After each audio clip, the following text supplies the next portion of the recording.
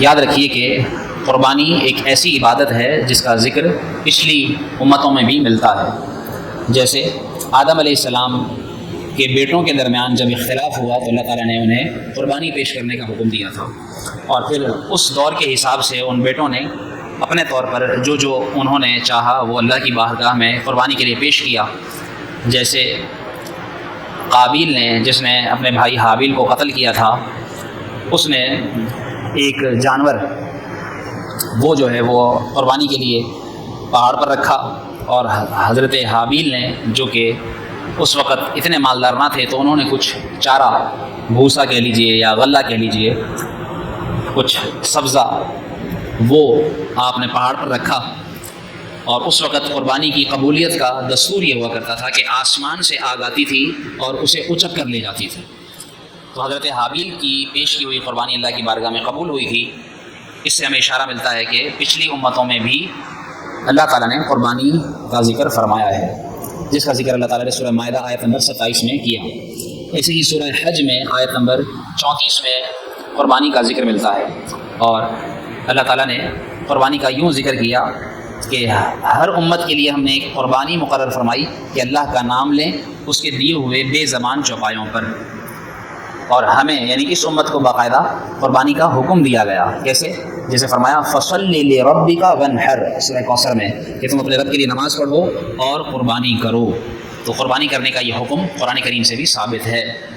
یوں ہی سورہ بقرہ آیت نمبر 196 میں اللہ تبارک و تعالیٰ نے جو حج کے لیے جاتے ہیں ان حاجیوں کے لیے بھی قربانی کا ذکر فرمایا ہے. اس طرح اللہ تعالیٰ نے ارشاد فرمایا کہ حج اور عمرہ اللہ کے لیے پورا کرو، وَأَتِمُّوا الْحَجَّ وَالْعُمْرَةَ لِلَّهِ فَإِنْ أُحْصِرْتُمْ فَمَا اسْتَيْسَرَ مِنَ الْهَدْيِ، یعنی اللہ کے لیے حج اور عمرہ پورا کرو، پھر اگر تم روکے جاؤ تو قربانی بھیجو جو میسر آئے، یعنی قربانی کرنے کا بھی حکم دیا گیا. ایسے ہی اللہ تعالیٰ نے قرآن مجید میں ارشاد فرمایا سورہ اعراف، سورہ انعام کی آیت نمبر 162 میں، قُلْ إِنَّ صَلَاتِي وَنُسُكِي وَمَحْيَايَ وَمَمَاتِي لِلَّهِ رَبِّ الْعَالَمِينَ. اس آیت کو قربانی کے وقت دعائے قربانی کی نیت سے بھی پڑھا جاتا ہے. ویسے تو پوری دعا ہے انی وجہت وجہی للذی فطر السماوات والارض حنیفا وما انا من المشرکین. پھر اس کے بعد یہ آیت پڑھی جاتی ہے قل ان صلاتی ونسکی ومحیایا ومماتی للہ رب العالمین لا شریک لہ وبذلک امرت وانا اول المسلمین. اور پھر بسم اللہ اللہ اکبر کہہ کر جانور کو ذبح کیا جاتا ہے. اور ساتھ ہی پھر یہ دعا کی جاتی ہے اللہم تقبل منی ومن آل محمد ومن امت محمد، یعنی یوں بھی دعا کی جا سکتی ہے کہ یا اللہ اسے میری طرف سے قبول فرما. جیسے رسول اللہ صلی اللہ علیہ وسلم نے ذبح کے دن یعنی قربانی کے دن 2 مینڈھے سینگ والے چت کبرے خسی کیے ہوئے جانور ذبح کیے، اور آپ صلی اللہ علیہ وسلم نے یوں دعا کی تھی، یعنی اللہم تقبل منی ومن آل محمد ومن امت محمد، یعنی رسول اللہ صلی اللہ علیہ وسلم نے تو اپنی طرف سے بھی، پھر آل محمد یعنی اپنی آل کی طرف سے بھی اور اپنی امت کی طرف سے بھی قربانی کی قبولیت کی دعا فرمائی تھی. تو اس طرح اپنی طرف سے قبولیت کی دعا کر سکتے ہیں. تو اسی طرح یہ آیہ کریمہ ہمیں سکھاتی ہے کہ قرآن میں قربانی کا حکم دیا گیا ہے. تم فرماؤ بے شک میری نماز بھی، میری قربانی بھی اور میرا جینا مرنا بھی سب اللہ کے لیے ہے جو رب ہے سارے جہان کا. تو اس طرح ان آیات سے ہمیں قربانی کا اشارہ ملتا ہے. یوں ہی رسول اللہ صلی اللہ علیہ وسلم نے قربانی کے فضائل بیان فرمائے ہیں. آپ صلی اللہ علیہ وسلم نے ارشاد فرمایا 10 تاریخ کو ابن آدم کا کوئی عمل اللہ کے نزدیک خون بہانے یعنی قربانی کرنے سے زیادہ پیارا نہیں، اور وہ جانور قیامت کے دن اپنے سینگ، بال اور کھروں کے ساتھ آئے گا. قربانی کا خون زمین پر گرنے سے پہلے خدا کے نزدیک مقام قبولیت کو پہنچ جاتا ہے، یعنی ابھی خون نیچے نہیں گرتا کہ اللہ کی بارگاہ میں قربانی قبول ہو جاتی ہے. اور فرمایا اس لیے خوش دلی سے قربانی کیا کرو. بعض لوگ بوجھ سمجھ کر قربانی کرتے ہیں کہ یار یہ تو کرنی پڑے گی، اگر نہیں کروں گا تو کوئی کیا کہے گا، اتنا پیسے والا ہے کیا قربانی بھی نہیں کر سکتا. بعض اوقات لوگوں کی یہ باتیں، یہ تانوں سے بچنے کے لیے لوگ جو ہے وہ قربانی کر رہے ہوتے ہیں تنگ دلی سے کہ کر دو چلو، یا بچوں کا شوق ہے چلو جی بچے کہہ رہے ہیں جانور لے آؤ جانور لے آؤ. اس نیت سے یاد رکھیے کہ قربانی کو اللہ کے حکم کی نیت سے، اللہ کے حکم کو پورا کرنے کی نیت سے بجا لانا چاہیے. آپ صلی اللہ علیہ وسلم نے ارشاد فرمایا جس نے خوش دلی سے ثواب کا طالب ہو کر قربانی کی وہ قربانی قیامت کے لیے اس کے لیے قیامت کے دن جہنم سے آڑ بن جائے گی. وہ قربانی اس کے لیے جہنم سے آڑ یوں بن جائے گی کہ اسے جہنم میں جانے سے بچائے گی. اس لیے طالب ثواب ہو کر خوش دلی سے، گوشت کے طالب بن کر نہیں کہ گوشت ملے گا، اس نیت سے تو جو قربانی کرے، کیا پتہ ایسی قربانی تو شاید اللہ کی بارگاہ میں قبول بھی نہ ہو، کیونکہ اللہ تعالیٰ نے فرما دیا لن ینال اللہ لحومها ولا دماؤها، اللہ تعالیٰ کو تمہاری ان قربانیوں کا نہ گوشت پہنچتا ہے نہ خون پہنچتا ہے، ولکن ینالہ التقوی منکم، جو تمہارے دلوں میں اخلاص ہے، جو تقوی تمہارے دلوں میں اللہ کے حکم کو پورا کرنے کا، اللہ تبارک و تعالیٰ تو اس پر نظر فرماتا ہے۔ اس لیے اللہ کی رضا کی نیت سے کہ میرے رب کا حکم ہے، مسلمان کی زندگی ہے ہی اللہ کے حکم، اس کی بندگی کے لیے، اس کے حکم کو پورا کرنے کے لیے، جسے شاعر نے یوں لکھا ہے نا کہ میری زندگی کا مقصد تیرے دین کی سرفرازی، میں اسی لیے حاجی، میں اسی لیے نمازی، کہ میں جو کچھ کرتا ہوں یا اللہ تیرے لیے کرتا ہوں۔ تو ہم کسی کو دکھانے کے لیے یا اپنا کوئی مطلب، اپنی کوئی غرض پوری کرنے کے لیے نہیں، بلکہ اللہ کے حکم کو پورا کرنے کے لیے، پھر اس میں رب العالمین کی رضا کی نیت بھی کرے کہ اللہ میں تجھے خوش کرنے کے لیے، تجھے راضی کرنے کے لیے یہ کام کر رہا ہوں۔ آپ صلی اللہ علیہ وسلم نے ارشاد فرمایا جو روپیہ عید کے دن قربانی میں خرچ کیا گیا اس سے زیادہ اللہ کو کوئی روپیہ پیسہ پیارا نہیں، یعنی وہ پیسہ اللہ تعالیٰ کے نزدیک بڑا پسندیدہ ہے جو اللہ کی بارگاہ میں قربان کیا جائے جانور کی صورت میں۔ علماء نے لکھا ہے یہاں یہ بھی بات سیکھنے کو ملتی ہے کہ قربانی کی جگہ آپ صدقہ نہیں کر سکتے کہ بھئی قربانی نہیں کر رہا کہ میں پیسے کسی غریب کو دے دوں، نہیں، اللہ کا حکم ہے کہ جانور قربان کرنا ہے تو جانور ہی قربان کرنا ہے۔ اب کوئی آج کل کے جدید دور کے الہادیت کا، ماڈرنزم کا ذہن رکھنے والے لوگ کہتے ہیں کہ جی اتنے سارے جانوروں کو کاٹا جاتا ہے، ان کا خون بہایا جاتا ہے، تو کیا یہ ظلم نہیں ہے؟ یاد رکھیے کہ اللہ تبارک و تعالیٰ کے حکم پر جب کسی کافر کو بھی مارا جاتا ہے تو پھر وہ بھی ظلم نہیں ہے، تو یہ تو جانور ہے۔ اس لیے جب انسان کو اللہ کے حکم پر مارا جاتا ہے، جب اللہ کا حکم آ گیا تو اللہ تبارک و تعالیٰ کے حکم کے سامنے پھر کسی بھی چیز کی کوئی حیثیت نہیں۔ اس لیے یہ جانور قربان کرنا بظاہر ہمیں لگتا ہے کہ اس جانور پر ظلم ہے، لیکن آپ دیکھیے اللہ تعالیٰ کی رحمت، اللہ کی کیسی قدرت ہے، اس کی کیا شان ہے، لاکھوں جانور اور کیا پتہ دنیا بھر کے اندر کروڑوں جانور ذبح ہو جاتے ہوں ایک سال میں، لیکن کبھی ایسا کسی نے سنا ہو کہ اس سال قربانی کا جانور شارٹ ہے، مل نہیں رہا جانور ہے، مہنگا تو ہو جائے گا لیکن ملے گا ضرور، جتنے لیں گے اتنے ملیں گے، جتنے جانور چاہیے ہوں گے اتنا جانور آپ کو ملے گا۔ یہ اللہ کی شان ہے، اللہ نے حلال میں برکت عطا فرمائی ہے۔ کتیا 8 بچے دیتی ہے، کہیں آپ نے ایک ساتھ 100 200 1000 کتے نہیں دیکھے ہوں گے، میں نے نہیں دیکھے، لیکن گائے بکری بھینس 1-2 بچے دیتے ہیں، لیکن آپ کو ایک ایک جگہ لاکھوں جانور دیکھنے کو مل جائیں گے۔ کیا یہ حلال ہے؟ اللہ نے حلال میں برکت رکھی ہے، کتے ذبح نہیں کیے جاتے پھر بھی اتنے سارے نظر نہیں آئیں گے، لیکن یہ جانور حلال جانور ذبح کیے جاتے ہیں پھر بھی اتنے سارے نظر آتے ہیں، اور پھر پورا سال جانور کٹتا ہی رہتا ہے، کھایا جاتا ہے گوشت، پھر بھی اللہ تبارک و تعالیٰ اتنے سارے جانور عطا فرماتا ہے۔ تو یہ اللہ نے حلال میں برکت رکھی ہے، اس لیے بظاہر تو یہ جانور کا ذبح کرنا، اس کا خون بہانا، اس کی کھال، اس کی گردن کاٹنا، یہ بظاہر ہمیں لگتا ہے کہ یہ اس جانور پر ظلم ہے یا یہ کوئی اس کی کیا حکمت ہے، لیکن میں اور آپ نہیں جانتے کہ اللہ تبارک و تعالیٰ کے ایک ایک حکم کے اندر کتنی ساری برکتیں چھپی ہوئی ہیں۔ اگر یہ سیزن یعنی قربانی کا سیزن، جو ماہرین، جو ریسرچرز ہیں، جو تحقیق کرنے والے ہیں، وہ بتاتے ہیں کہ یہ مسلمانوں کا جو ایونٹ، جو ایک مذہبی تہوار ہے، جب یہ جس سال ہوتا ہے تو اس دن یعنی ان دنوں میں یا ان ایام میں یا اس مہینے میں آس پاس 1 مہینے 2 مہینے کے اندر جو لاکھوں کروڑوں لوگ جو بے روزگار ہوتے ہیں، اللہ تبارک و تعالیٰ انہیں روزگار بھی عطا فرماتا ہے۔ بظاہر ہم تو اس میں جانور قربان کر رہے ہیں، کتنے لوگوں کو جو ہے وہ گاڑی جو چلاتے ہیں ان کو روزگار ملتا ہے، بھوسے کا کام چلتا ہے، جانوروں کو جو ہے وہ جو چارہ کھلایا جاتا ہے اس کا کام چلتا ہے، کھال کا کام ہوتا ہے، جو جانور کو سجایا جاتا ہے اس کا کام ہوتا ہے، اور نہ جانے کیا کیا۔ آپ اس کی تحقیق پڑھ کر دیکھیں کتنے لوگوں کو اللہ رب العالمین روزگار عطا فرماتا ہے۔ تو یہ بظاہر ایک چیز ہے لیکن اس کے اندر کئی حکمتیں پوشیدہ ہیں، اور اگر یہ جانور کاٹے نہ جائیں تو آپ ذرا سوچیں کتنے جانور دنیا میں پھیل جائیں۔ کتابوں میں لکھا ہے، اس لیے علماء فرماتے ہیں کہ اللہ رب العالمین کی یہ حکمت ہے کہ وہ اپنے کس حکم کے ذریعے اپنی کس مخلوق کو کیا فائدہ پہنچاتا ہے تم سوچ بھی نہیں سکتے۔ جیسے سانپ اپنے ہی بچوں کو کھا جاتا ہے، اگر وہ یہ نہ کرتا تو اس دنیا کے اندر سانپ ہی سانپ پھیل جائیں، درندے ایک دوسرے کو مارتے ہیں، اگر وہ ایک دوسرے کو نہ ماریں وہ انسانوں کا جینا مشکل کر دیں، تو یہ اللہ کی حکمتیں ہیں۔ ایسے ہی قربانی کے اندر بھی اللہ رب العالمین نے حکمتیں رکھی ہیں، تو اس پر ایک بہت بڑی گفتگو ہو سکتی ہے۔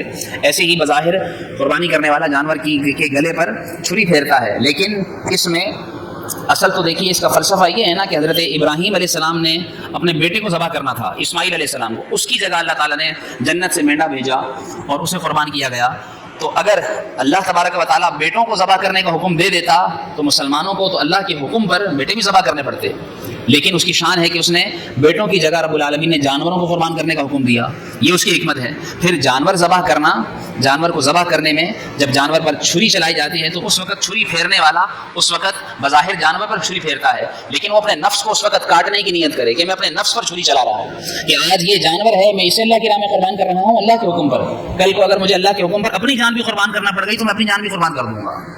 اور پھر دیکھیے کہ اس کے اندر دراصل ایک طرف اشارہ ہے جہاد کا، کہ اگر کل کو مسلمانوں کو جہاد کی صورت پیش آ جائے تو یہی جانور انہیں جہاد میں قربان کرنے پڑیں گے۔ اور اس طرح اور بہت ساری حکمتیں ہیں جو سوچی سمجھی پڑھی جا سکتی ہیں، سیکھی جا سکتی ہیں۔ اس لیے رسول اللہ صلی اللہ علیہ وآلہ وسلم کے ان ارشادات پر اور اللہ کے حکم پر ضرور قربانی کی جائے۔ آپ صلی اللہ علیہ وسلم نے ارشاد فرمایا قربانی تمہارے والد ابراہیم کی سنت ہے۔ لوگوں نے عرض کیا یا رسول اللہ اس میں ہمارے لیے کیا ثواب ہے؟ آپ نے فرمایا قربانی کے جانور کے ہر بال کے بدلے اللہ رب العالمین تمہیں نیکی عطا فرماتا ہے۔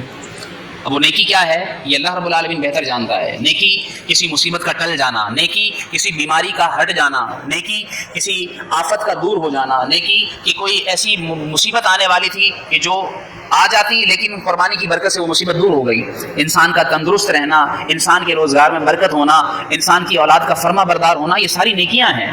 رب العالمین کس صورت میں کیا نیکی عطا فرما دے ہم نہیں جانتے، اس لیے قربانی کو اللہ کے حکم پر ثواب کی نیت سے کیا جائے، نیکیاں پانے کی نیت سے کیا جائے۔ آپ صلی اللہ علیہ وسلم نے ارشاد فرمایا اپنی قربانیوں کے پاس رہو، جب قربانی کی جائے تو اگر ممکن ہو، یہ فرض واجب حکم نہیں، ممکن ہو تو قربانی کے پاس رہو، کیونکہ خون کا قطرہ پہلا زمین پر گرتے ہی تمہارے سارے گناہ معاف کر دیے جاتے ہیں۔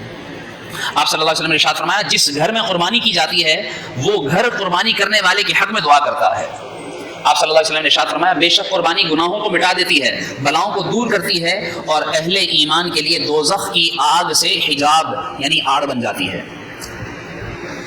جبکہ جو قربانی نہیں کرتا آپ صلی اللہ علیہ وسلم نے ارشاد فرمایا جس میں وسعت ہو اور وہ قربانی نہ کرے وہ ہماری عیدگاہ کے قریب نہ آئے، یعنی جیسے کوئی کسی شخص سے نفرت کرتا ہے، نفرت کا اظہار کرتا ہے کہ بھئی میرے قریب نہ آنا، تو اس طرح آپ صلی اللہ علیہ وسلم نے ایسے شخص کو اپنی قربان گاہوں سے، اپنی عید گاہوں سے دور رہنے کا حکم دیا کہ جو قربانی نہ کرے، یعنی اس سے نفرت کا اظہار فرمایا۔ آپ صلی اللہ علیہ وآلہ وسلم کے یہ تمام ارشادات خاص طور پر جیسے آپ صلی اللہ علیہ وسلم نے فرمایا اللہ نے مجھے یوم النحر کا حکم دیا ہے، اس دن کو خدا نے اس امت کے لیے عید بنایا ہے۔ ایک شخص نے عرض کیا یا رسول اللہ میرے پاس استطاعت نہیں، بہت سے ایسے لوگ بھی ہوتے ہیں جو قربانی نہیں کر سکتے، وہ کیا کریں؟ آپ صلی اللہ علیہ وسلم نے ارشاد فرمایا تم اس دن اپنے بال اور ناخن ترشواؤ اور مونچھیں تراشو اور منہ زیر ناف تراشو، اللہ تبارک و تعالیٰ اسی میں تمہیں قربانی کا ثواب عطا فرمائے گا۔ سبحان اللہ، کتنی پیاری بات ہے۔ آپ صلی اللہ علیہ وسلم نے ارشاد فرمایا جس نے ذوالحجہ کا چاند دیکھا اور اس کا ارادہ قربانی کرنے کا ہے تو جب تک قربانی نہ کرے بال اور ناخن نہ ترشوائے، کیونکہ جیسے علماء لکھتے ہیں کہ اس میں حجاج سے مشابہت ہے، جیسے حاجی اپنے بال نہیں کاٹتے، ناخن نہیں کاٹتے، تو فرمایا اگر کوئی حسن نیت سے عید کا چاند یعنی ذوالحجہ کی پہلی کا چاند دیکھ کر 10 تاریخ تک جب تک قربانی نہ کر لے اس وقت تک اگر اپنے ناخن بال نہ ترشوائے، اپنی کوئی کھال مردہ کھال جسم سے دور نہ کرے تو آپ صلی اللہ علیہ وسلم نے ارشاد فرمایا ایسے شخص کو رب العالمین ممکن ہے کہ حج کا ثواب عطا فرمائے، کہ حجاج سے مشابہت ہے۔ آپ صلی اللہ علیہ وسلم نے جب تک آپ مدینے میں 10 سال تک رہے تو اس دوران آپ نے ہر سال قربانی فرمائی، ہر سال آپ صلی اللہ علیہ وسلم قربانی کرتے تھے۔ ایک روایت میں ہے کہ حضرت علی 2 مہینوں کی قربانی کرتے، آپ سے پوچھا گیا کیوں؟ تو آپ نے فرمایا مجھے رسول اللہ نے وصیت فرمائی تھی کہ میں حضور کی طرف سے قربانی کروں، لہٰذا میں حضور کی طرف سے قربانی کرتا ہوں۔ بعض لوگ جو ہے وہ اپنے آقا صلی اللہ علیہ وسلم کی طرف سے یا اللہ کی رضا کی نیت سے قربانی کرتے ہیں، تو اس نیت سے بھی اگر کوئی شخص قربانی کرتا ہے تو اسے بھی ثواب ملے گا، لیکن یہاں یہ مسئلہ ذہن میں رکھیے کہ جس شخص پر خود قربانی کرنا واجب ہو پہلے وہ اپنی جانب سے قربانی پیش کرے گا۔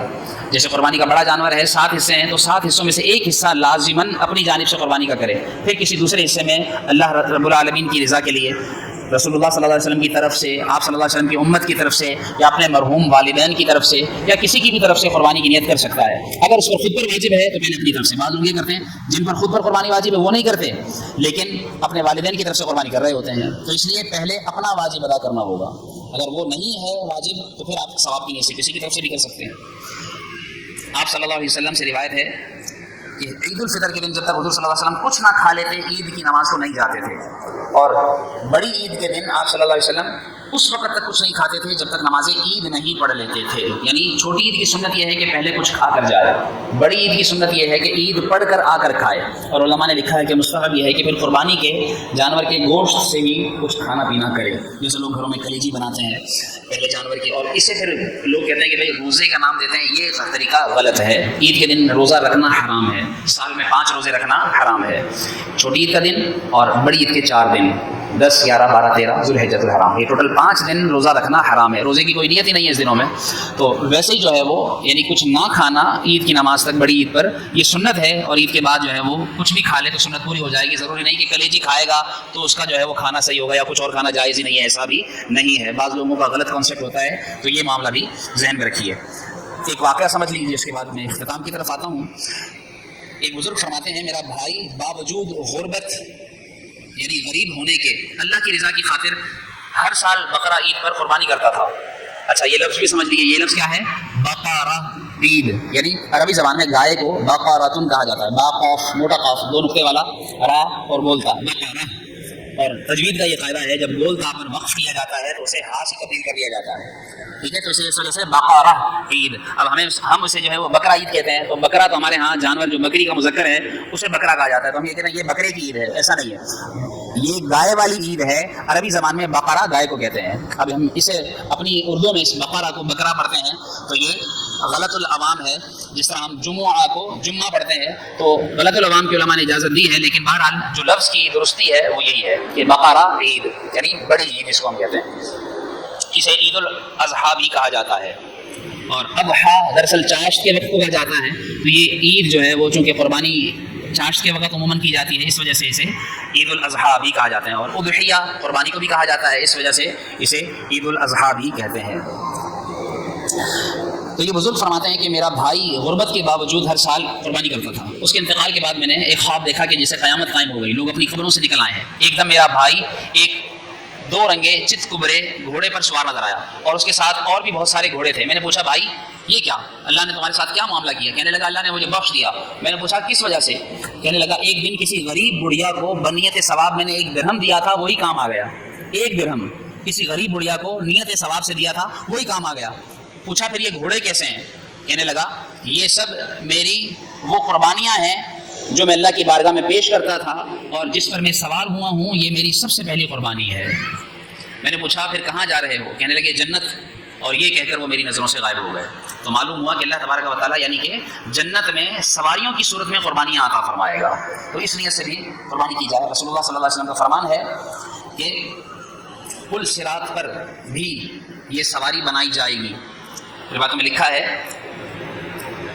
عبدالحق محدث دہلوی فرماتے ہیں قربانی اپنے کرنے والے کے نیکیوں کے پلے میں رکھی جائے گی جس سے اس کی نیکیاں بھاری ہو جائیں گی. اور پھر فرماتے ہیں مولا علی قاری رحمۃ اللہ تعالی علیہ کہ یہ سواری بنے گی اس کے لیے کہ جس کے ذریعے یہ شخص آسانی سے پل صراط پار کر جائے گا، اور اس جانور کا ہر عضو مالک کے ہر عضو کے بدلے فدیہ بن جائے گا. اس طرح مسلمانوں کو چاہیے کہ یہ احکام ذہن میں رکھیں. چند ضروری احکام سمجھ لیجیے، یاد رکھیں. ہر عاقل بالغ مقیم، عاقل سے مراد جس کی عقل سلامت ہے، بالغ جو بالغ افراد ہیں، نابالغ پر قربانی واجب نہیں ہے. مقیم یعنی جو مسافر نہ ہو، رہتا ہو ایک جگہ قائم ہے. مقیم پر عورت مسلمان پر قربانی جو مالک نصاب ہے اس کو قربانی کرنا واجب ہے. عام طور پر یہ رواج ہوتا ہے پورے گھر کی طرف سے ایک بکرا قربان کر دیتے ہیں، حالانکہ گھر کے کئی افراد صاحب نصاب ہوتے ہیں. تو ہم ہر گھر کے یعنی گھر کے ہر فرد پر اگر الگ الگ وہ صاحب نصاب ہیں تو ان پر الگ الگ قربانی لازم ہوگی. ایسے ہی قربانی کے وقت میں قربانی ہی کرنا ضروری ہے، کوئی دوسری چیز اس کے قائم مقام نہیں ہو سکتی. مثلا قربانی کے بکرے یا قربانی کے جانور کی بجائے اس کی کوئی کہے کہ قیمت میں کسی غریب کو دے دوں، ایسا کرنے کی اجازت نہیں. قربانی کے دنوں میں قربانی ہی کرنا ہوگی. چند عیب ہیں جس کی وجہ سے جانور کی قربانی نہیں ہوتی. جیسے جس جانور کے پیدائشی سینگ نہ ہوں اس کی قربانی تو جائز ہے، اور اگر پیدائشی کان نہ ہو یا ایک کان نہ ہو تو اس کی قربانی ناجائز ہے. یعنی جس کے دونوں کان ہی پیدائشی نہیں ہیں یا ایک کان نہیں ہے تو یہ عیب ہے، اور اس عیب کی وجہ سے جانور کی قربانی نہیں ہوگی.